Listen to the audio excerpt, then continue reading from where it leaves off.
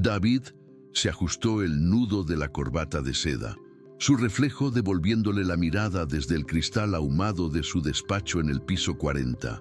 La ciudad allá abajo se movía en un caos silencioso, una coreografía que él despreciaba, pero que había aprendido a orquestar. Para él, el mundo era un conjunto de cláusulas, plazos y resultados. La emoción era un pasivo, una variable innecesaria que complicaba los litigios. Su nombre, David Antunes, era sinónimo de victorias limpias, de ejecuciones implacables. Él no destruía personas, solo aplicaba la ley. Era lo que se repetía a sí mismo mientras miraba el expediente sobre su escritorio de caoba, el último obstáculo para su nuevo proyecto inmobiliario. El edificio Aurora era una reliquia, un edificio antiguo que había adquirido por una fracción de su valor de reventa. Su equipo había limpiado el edificio en tiempo récord, reubicando o desalojando a los inquilinos con una eficiencia fría. A todos, excepto a una. Apartamento 4B, Laura Bastos. Sus asociados junior habían fracasado, volviendo con informes frustrados sobre una inquilina difícil que se negaba a irse. Difícil. David sonrió con frialdad. Él no conocía el significado de esa palabra. Cogió el maletín, era viernes, el plazo final. Él mismo lo resolvería antes del almuerzo. Su presencia era, por regla general, suficiente para quebrar cualquier resistencia. Antes de seguir, quiero pedirte un favor. Si estas historias te atrapan tanto como a mí, regálame tu suscripción y un like. Es la mejor forma de apoyar para que sigamos creciendo juntos. Y cuéntame en los comentarios de qué rincón del mundo nos estás acompañando hoy. Me encantaría saberlo. El Aurora olía a polvo y a madera húmeda, un contraste flagrante con el aire filtrado de su oficina. El ascensor, previsiblemente, estaba estropeado, una jaula de hierro forjado detenida en el vestíbulo. David suspiró, su impaciencia creciendo con cada escalón que subía. Aquel lugar era un fósil. Las paredes, en tiempos de un beige elegante, estaban ahora manchadas por la infiltración. Subía las escaleras de mármol gastado, el sonido de sus caros zapatos italianos resonando en el silencio, un sonido agudo y fuera de lugar. En el cuarto piso, el pasillo estaba oscuro, iluminado solo por una única bombilla débil al final. Era un ambiente que lo ofendía, un fallo en su visión del orden.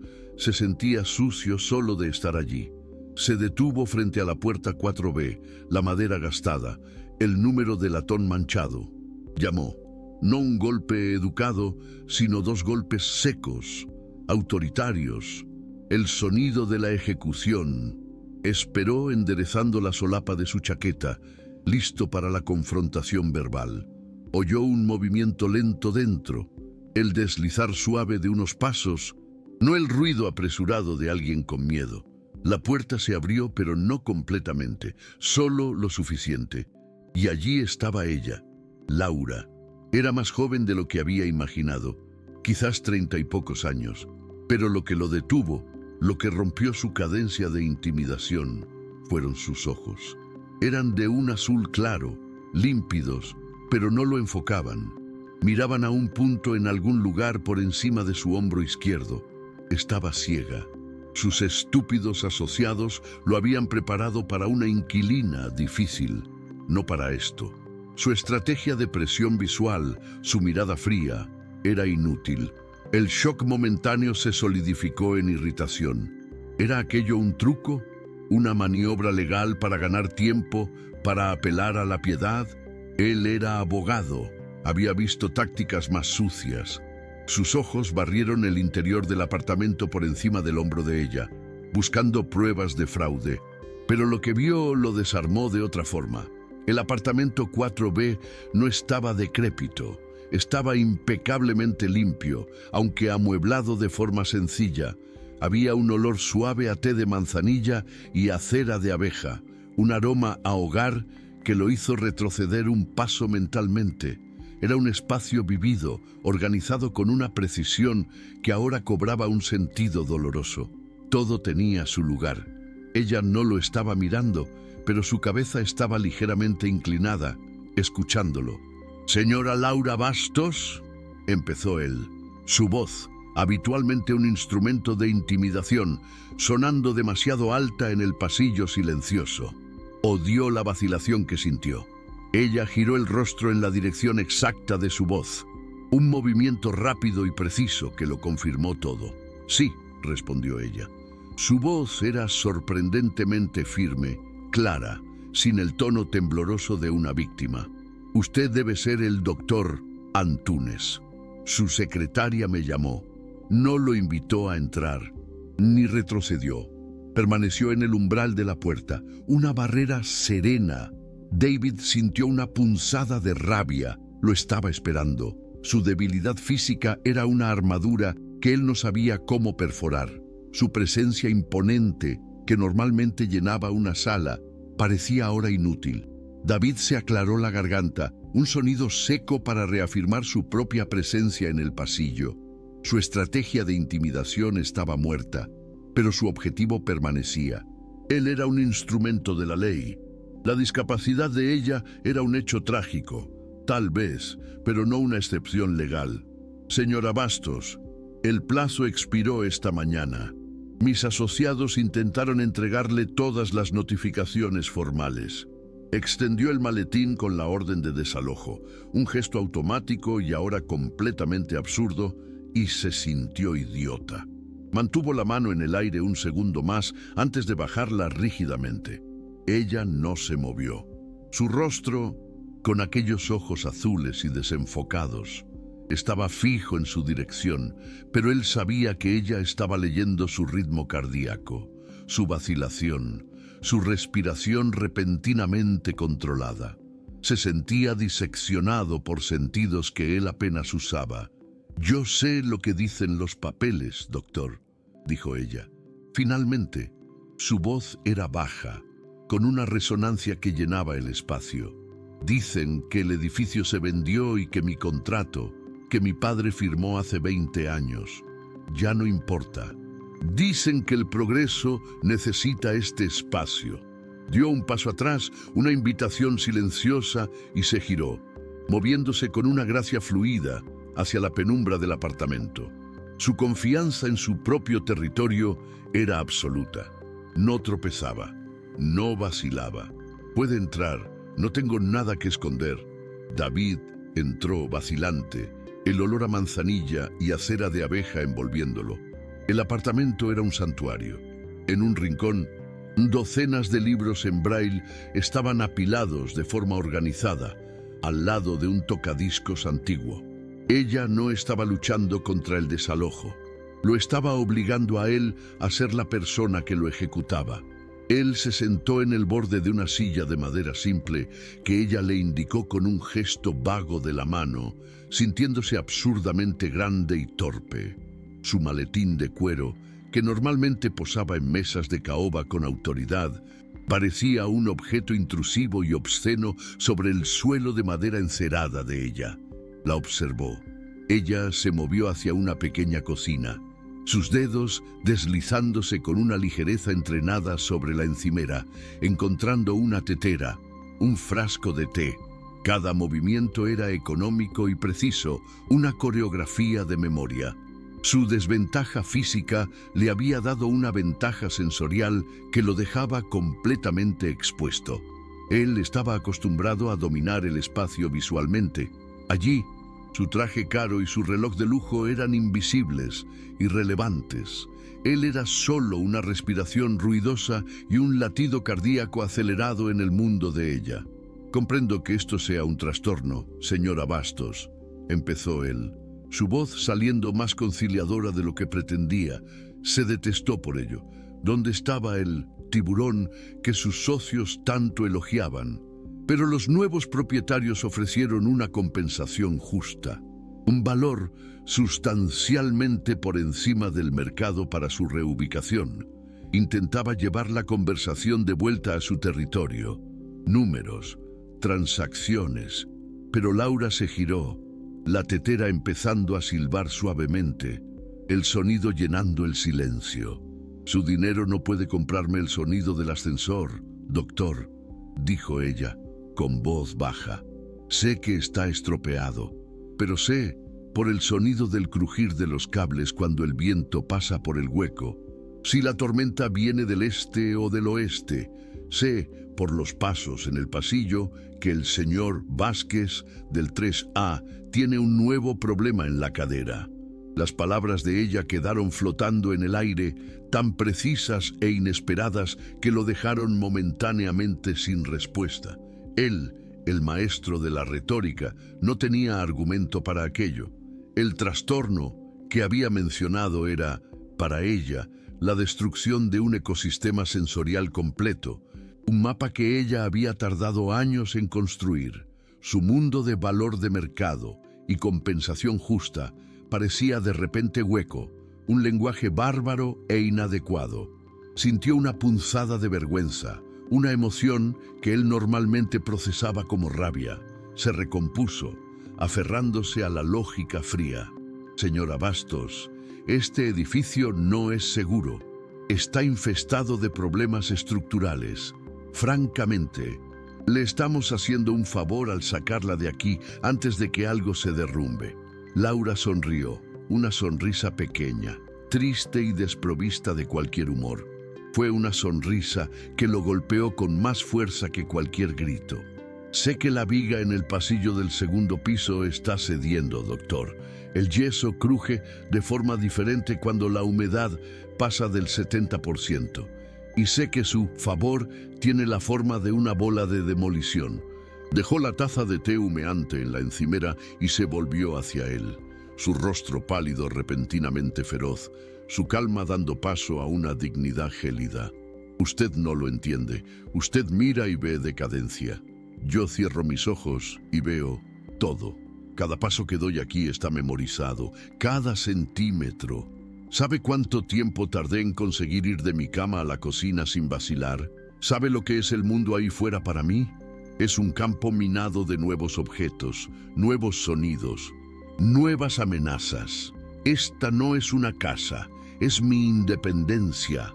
La palabra independencia golpeó a David con fuerza física. Era un concepto que él valoraba por encima de todo. Su propia independencia financiera y profesional había sido el motor de toda su vida, pero él la había conquistado a través de la visión, de la ambición, del poder. Ella había construido la suya a través de la memoria, de la paciencia y de la repetición, en un mundo sin luz. Su victoria legal, su demolición, no era solo un desalojo, era una mutilación. Miró su maletín de cuero en el suelo, un objeto que representaba la ley, el orden, y sintió una oleada de repulsión. Su trabajo era blanco o negro, pero allí estaba él, en un apartamento que olía a manzanilla, ahogándose en una zona gris que lo asfixiaba. No estaba aplicando la ley, estaba destruyendo un mundo. Laura oyó su silencio. No era el silencio de quien prepara un contraataque verbal, era el silencio de quien ha sido golpeado. Ella no sintió triunfo, solo una profunda tristeza. «No estoy siendo difícil, doctor Antunes», dijo, su voz suavizándose, pero no debilitándose. «Estoy aterrorizada.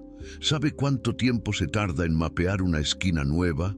¿En aprender la altura de un bordillo que no se ve? ¿En memorizar el sonido del tráfico para saber cuándo cruzar?» Hizo una pausa.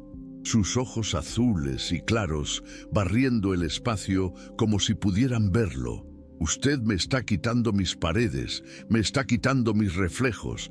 El dinero de su compensación no puede devolverme los 6 meses que voy a tardar en aprender a no quemarme en una cocina nueva». David tragó saliva, su garganta repentinamente seca. 6 meses para aprender a usar una cocina. La frase era tan práctica, tan terriblemente logística, que penetró su armadura legal de una forma que ninguna súplica emocional podría lograr. Él, que medía su tiempo en incrementos de 6 minutos facturables, se veía confrontado con 6 meses de esfuerzo diario y doloroso solo para reconquistar la seguridad básica. Miró sus propias manos, pálidas y cuidadas, que se movían por su mundo con una facilidad inconsciente. Por primera vez, su ejecución implacable no le pareció una señal de fuerza, sino de una ignorancia brutal. No estaba solo moviendo a una persona, estaba borrando un mapa vital, empujándola de vuelta al caos primordial, a un mundo de peligros invisibles que él, con su visión perfecta, ni siquiera podía concebir. Laura oyó el cambio en la respiración de él, el silencio que se había vuelto pesado, no de irritación, sino de algo que se rompía. Caminó con una seguridad que lo avergonzó hasta un pequeño escritorio. Sus dedos se deslizaron sobre una superficie y encontraron, con una precisión infalible, una única hoja de papel doblada, escrita en braille. No se la extendió a él, por supuesto.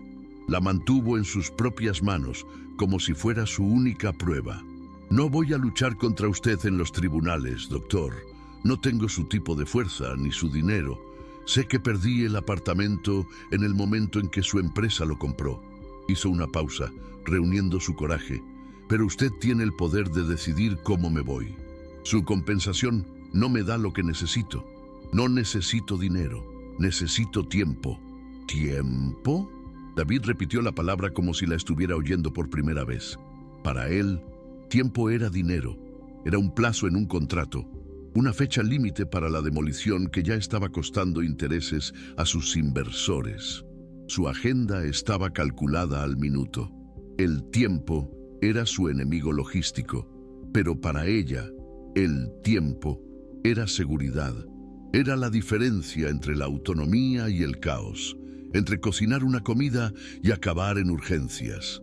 Miró la orden de desalojo en su maletín. Era un documento absoluto, final. La ley estaba de su lado, pero la humanidad, una jurisdicción que él raramente visitaba, estaba enteramente del lado de ella. Su negativa a pedir dinero, su petición de algo que él no podía simplemente firmar en un cheque, rompió su armadura. Laura permaneció en silencio, su cuerpo tenso, esperando el golpe. Había jugado su única carta, la verdad desnuda. No había nada más que decir. Podía oír el sonido de su caro reloj de pulsera, un tic-tac metódico que parecía contar los segundos de su antigua vida. Podía oír su respiración, que ya no era la de un depredador impaciente, sino la de un hombre procesando una información que lo desequilibraba. Ella no esperaba compasión. Había aprendido hacía mucho tiempo que el mundo de las personas que ven es rápido, práctico e implacable. Esperaba el rechazo final, la frase legalista que lo absolvería de la responsabilidad. Lo lamento, señora, pero la ley es clara. Se preparó para la frase que la dejaría sin techo. David bajó la mirada al maletín de cuero en el suelo. Aquel objeto, que contenía la orden de desalojo, parecía ahora tóxico, un instrumento de crueldad ciega. Su mente, entrenada para encontrar lagunas y forzar resultados, estaba paralizada. Sus inversores esperaban una llamada confirmando la limpieza del lugar. Su cronograma de demolición estaba suspendido por culpa de aquel olor a manzanilla y de aquella voz firme que pedía tiempo. Él, que doblegaba el tiempo a su voluntad con dinero y presión, se veía confrontado con el tiempo como un material de construcción, como un escudo. No podía quitarse de la cabeza la imagen de una cocina nueva y el peligro de quemarse. Levantó la mirada y la vio inmóvil, su dignidad más fuerte que cualquier argumento legal que él pudiera invocar. Laura oía. El silencio de él era largo, pesado. Podía oír el sutil crujido de la piel de su traje caro mientras él se movía, incómodo. Podía oír el tic-tac rítmico de su reloj, un metrónomo marcando el fin de su vida allí. Cada segundo que pasaba era, para ella, la confirmación de que él solo estaba formulando su negativa de una forma que lo protegiera legalmente. No diría no por maldad, diría lamentablemente es imposible. Ella conocía ese lenguaje, el lenguaje pulido de la indiferencia. Apretó las manos en su regazo, sus uñas clavándose en las palmas, preparándose para la frase final que la arrojaría al caos. No lloraría delante de él. Esa era su única y última promesa. El sonido de la cremallera del maletín de cuero de David al abrirse fue un ruido agudo y feo en el silencio del apartamento. Laura se tensó, su cuerpo preparándose para el golpe final, asumiendo que él estaba sacando su copia de la orden de desalojo para forzarla a firmar. Pero no sacó ningún papel, solo abrió el maletín, miró los documentos dentro, su victoria legal, sus plazos, su beneficio, y luego, con un gesto lento y deliberado, lo cerró. El clic del cierre fue suave, pero sonó como una sentencia. Se levantó y ella oyó cómo crujía la tela cara de su traje. No caminó hacia la puerta. Caminó hacia la ventana, mirando a un mundo que ella no podía ver. El cronograma de demolición, dijo, su voz irreconocible, ronca. Puedo retrasarlo, no 6 meses, eso es imposible, pero puedo darle 60 días. Laura se quedó tan quieta que parecía haber dejado de respirar. 60 días. No eran 6 meses, pero no era hoy. Oyó la mentira en la voz de él. La palabra imposible que había usado para los 6 meses. Y la vacilación antes de decir 60 días. Estaba cediendo, estaba rompiendo sus propias reglas por ella. No era una victoria legal, era una concesión humana, un acto de traducción. Estaba traduciendo el pánico de ella a su lenguaje, el lenguaje de plazos y logística, y dándole lo que podía. Sus manos, que estaban cerradas con tanta fuerza que las uñas marcaban sus palmas, se relajaron lentamente, temblorosas. Su pavor, que había sido un escudo sólido, se disolvió, dejándola peligrosamente expuesta, tambaleándose con una esperanza que no se atrevía a sentir. David cogió su maletín, su gesto rápido, casi violento, como si estuviera despertando de un trance. No podía mirarla. Aquella mujer, con sus ojos que no veían, lo había diseccionado de una forma que ningún abogado contrario había conseguido jamás. Su concesión no fue un acto de bondad, fue una huida, una necesidad de escapar de aquel apartamento que olía a cera de abeja y a verdad. 60 días, repitió, su voz ahora la de un hombre que sella un acuerdo reacio consigo mismo. Mi equipo se encargará de la logística. No dijo, lo siento, ni buena suerte. Palabras así eran un territorio desconocido y peligroso. Caminó hacia la puerta, sintiendo el olor a manzanilla adherirse a su traje caro, y salió al pasillo oscuro, cerrando la puerta tras de sí. El sonido del clic resonando, dejándola sola en su fortaleza intacta. Laura permaneció inmóvil mucho después de que la puerta se cerrara. Oyó sus pasos alejarse, apresurados, casi huyendo. No eran los pasos medidos y arrogantes del hombre que había subido las escaleras una hora antes. Eran los pasos de un hombre en retirada, desequilibrado. Cuando el sonido de él desapareció por completo en el hueco de la escalera, soltó el aire que no sabía que estaba conteniendo. Un silbido tembloroso. Sus piernas flaquearon y tuvo que apoyarse en la pared que él había venido a derribar. El apartamento estaba en silencio absoluto, pero por primera vez no oía el crujir de la viga o el viento en los cables del ascensor. Oía el sonido de 60 días, el sonido de un futuro que podía mapear. David bajó las escaleras con una prisa que lo avergonzó. Su cuerpo quería huir de aquel silencio, de aquel olor a cera de abeja, de aquella dignidad que lo había subyugado. Cada escalón de mármol gastado que bajaba parecía alejarlo de su propia identidad. 60 días. ¿Qué había hecho? Su mente, entrenada para el litigio, ya calculaba los intereses, las multas contractuales de los inversores, la pérdida de beneficios. Era una decisión irracional, indefendible, sentimental. Era un pasivo, la exacta emoción que había pasado la vida eliminando de sus ecuaciones. Empujó la puerta principal del Aurora, saliendo al aire frío de la tarde. El ruido del tráfico de la ciudad, que antes era su dominio, le pareció de repente agresivo y caótico. Se sentía un extraño en su propio mundo. Entró en su coche de lujo, un Mercedes negro que era su armadura, y cerró la puerta, el sonido ahogado aislándolo del exterior. El olor a cuero caro y a metal frío debería haberlo calmado, pero aún sentía el olor fantasma de la manzanilla. Miró su reflejo en el espejo retrovisor.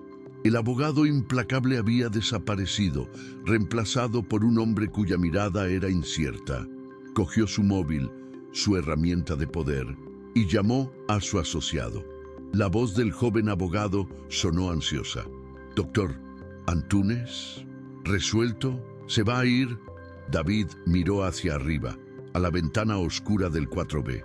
Una ventana que, hacía una hora, era solo un ítem en una lista de demolición. Ahora era el centro de un mundo.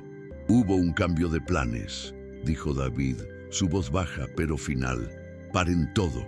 La demolición le queda suspendida 60 días». Colgó la llamada antes de que la pregunta inevitable, ¿por qué?, pudiera hacerse. No tenía una respuesta. Apoyó la cabeza en el asiento y en el silencio de su coche de lujo, el maestro de la ley finalmente comprendió lo que era estar ciego. Allá arriba, en el 4B, el silencio se reconfiguró. El miedo agudo que había contenido la respiración de Laura fue reemplazado por una urgencia fría y metódica. 60 días, 1440 horas. No se permitió llorar de alivio. El alivio era un lujo que vendría más tarde. El tiempo era, ahora, su recurso más precioso, y ya estaba contando. Caminó hasta su escritorio, sus movimientos de nuevo fluidos y seguros, y se sentó. Abrió un cajón, sacó su máquina de escribir Braille, una máquina de metal pesada, e insertó una hoja de papel grueso. El sonido del clac, clac, clac de las teclas perforando el papel fue el único sonido en el apartamento. Un código rítmico. No estaba escribiendo una carta de agradecimiento. Estaba haciendo una lista. 1. Llamar a agencias inmobiliarias, pedir planos detallados. 2. Practicar 6 rutas diferentes hasta el supermercado más cercano. 3. Medir el tiempo del semáforo de la nueva esquina. El abogado le había dado tiempo. Ella iba a usarlo para construir su próximo mundo. Mientras Laura perforaba metódicamente su plan de batalla en el papel, David permanecía en su coche, incapaz de arrancar. El silencio dentro del Mercedes era absoluto, una cámara de vacío que amplificaba el caos en su mente. Su decisión no tenía sentido financiero. Sería un infierno explicárselo a los inversores, una mancha en su reputación de ejecutor implacable. Debería estar furioso consigo mismo, revirtiendo la decisión, volviendo a llamar y culpando a un malentendido. Pero no lo hizo. Miró su maletín de cuero en el asiento del copiloto. Dentro estaban los planos del Aurora Plaza, un monolito de cristal y acero, muy parecido a su propia oficina. Frío, eficiente, impersonal. Un lugar sin olor a manzanilla, sin el sonido de cables de ascensor prediciendo el tiempo. Su proyecto de progreso le pareció, por primera vez, una forma de ceguera. David arrancó el coche. El zumbido suave del motor, un contraste perfecto con la estática ruidosa dentro de su cabeza. No fue a la oficina. Condujo durante 20 minutos, sin destino, posponiendo la llamada que sabía que tenía que hacer. Marcelo, su mayor inversor, un hombre tan implacable como él mismo, lo había sido un día. A Marcelo no le importaban las inquilinas ciegas o los mapas sensoriales. Quería saber sobre su retorno de la inversión, el cronograma de la demolición, el beneficio. David aparcó en una calle lateral arbolada, un lugar demasiado tranquilo para la guerra que estaba a punto de empezar, y miró el nombre Marcelo en su móvil. Por primera vez en su carrera, no tenía un argumento lógico. Tenía solo la imagen indeleble de una mujer pidiendo tiempo. Sintió el peso de su propio poder, no como un arma, sino como una responsabilidad. Respiró hondo e hizo la llamada, listo para la batalla. Pero esta vez, consciente de lo que estaba defendiendo. Mientras David iniciaba su guerra corporativa, el clac, clac, clac de la máquina de braille de Laura se detuvo. Terminó la primera hoja.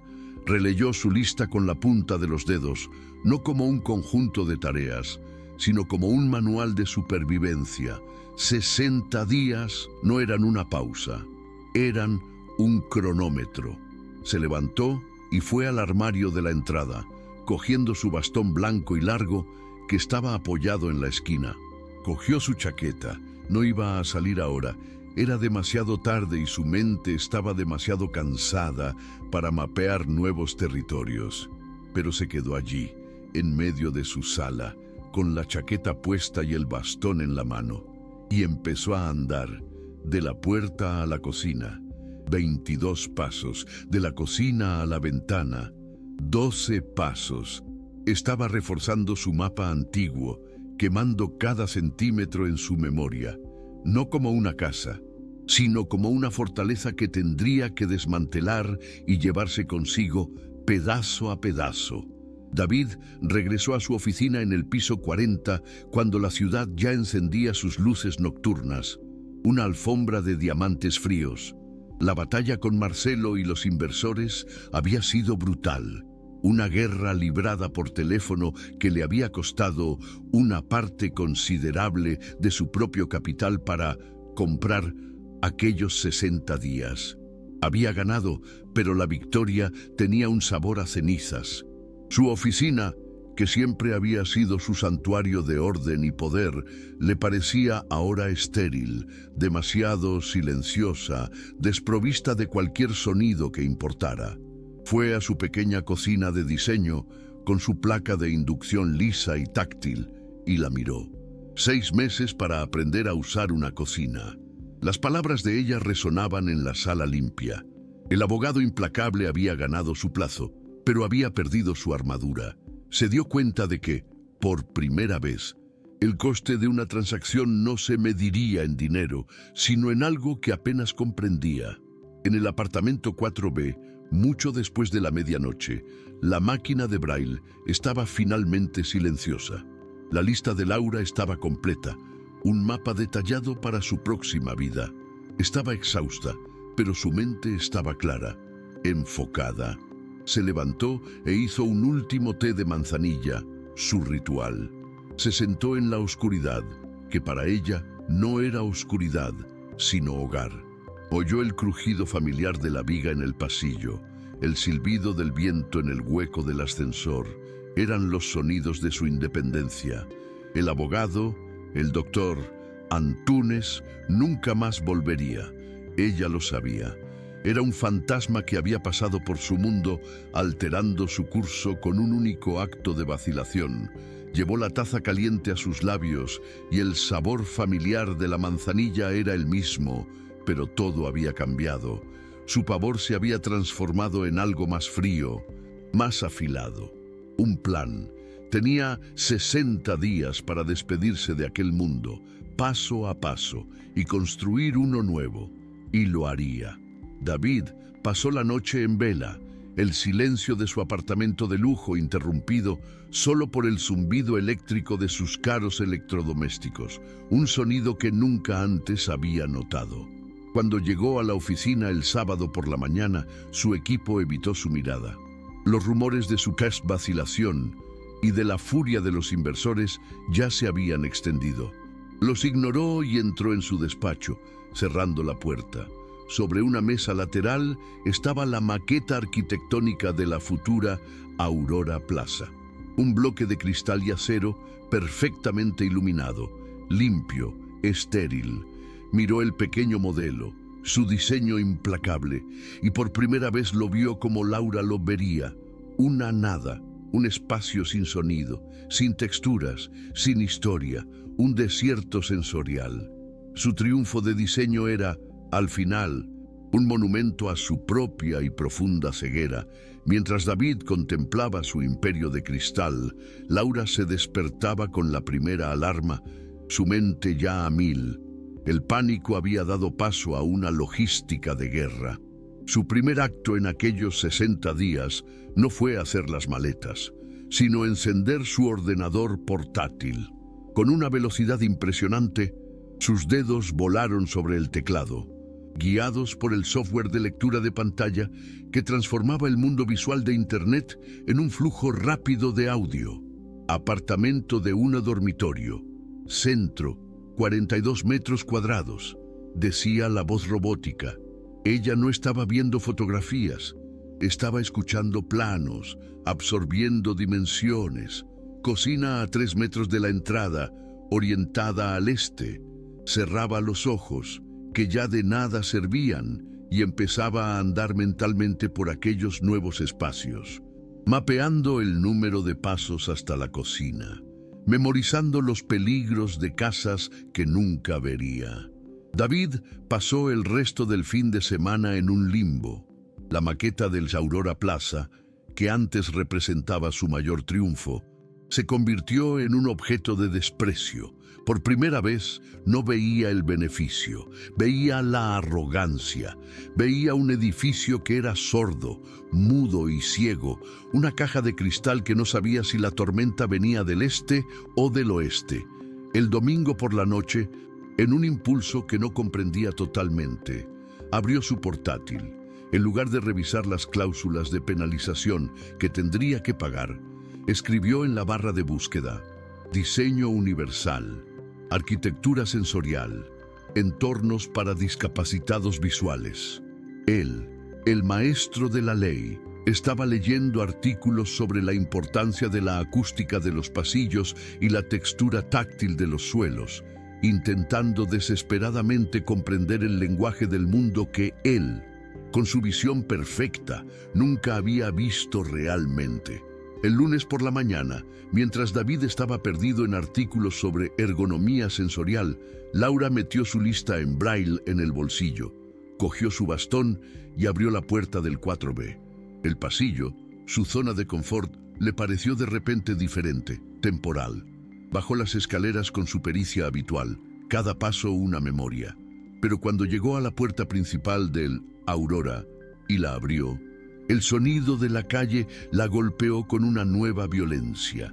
No era el sonido familiar de su barrio, era el sonido de un territorio enemigo, un lugar que tendría que conquistar. Respiró hondo, desplegó el bastón con un clic metálico y dio el primer paso hacia el mundo exterior. No era un paseo, era una expedición. Iba a visitar el primer apartamento de su lista y cada paso en la acera irregular era un nuevo peligro a mapear, un nuevo sonido a memorizar. El trabajo había comenzado. David se sumergió en aquella nueva investigación con la misma intensidad obsesiva que antes dedicaba a encontrar lagunas en los contratos. Pero esto era diferente. No se trataba de ganar, se trataba de entender. Las palabras mapa táctil, paisaje sonoro y ecología sensorial parecían un idioma extranjero, uno que sentía una necesidad desesperada de aprender. Empezó a notar su propia oficina, el zumbido casi inaudible de los servidores, la forma en que el cristal ahogaba el sonido de la ciudad, la textura fría y lisa de su escritorio de caoba. Su mundo, que él consideraba la cumbre de la eficiencia, estaba sensorialmente muerto.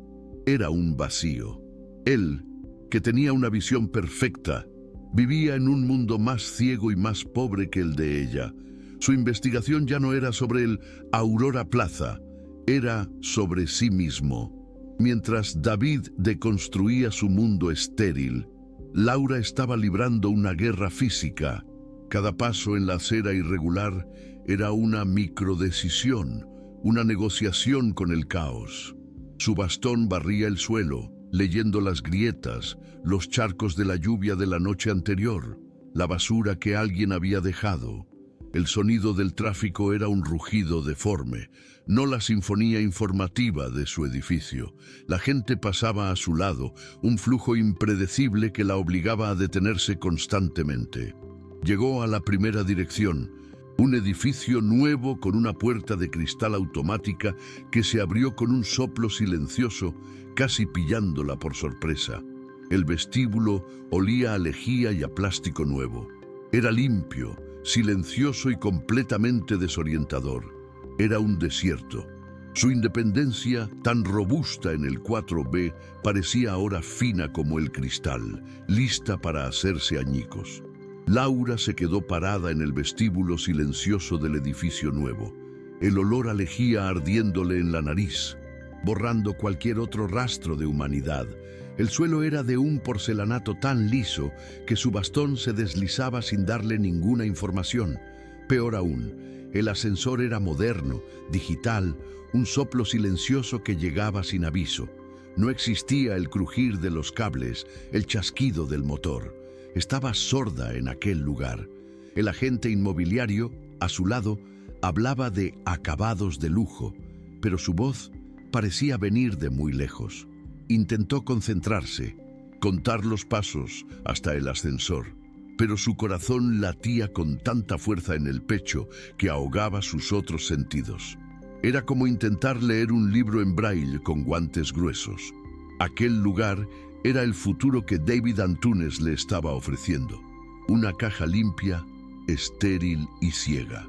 David pasó la tarde del lunes mirando la maqueta del Aurora Plaza. Su equipo, sintiendo el cambio en la atmósfera, lo dejó en paz.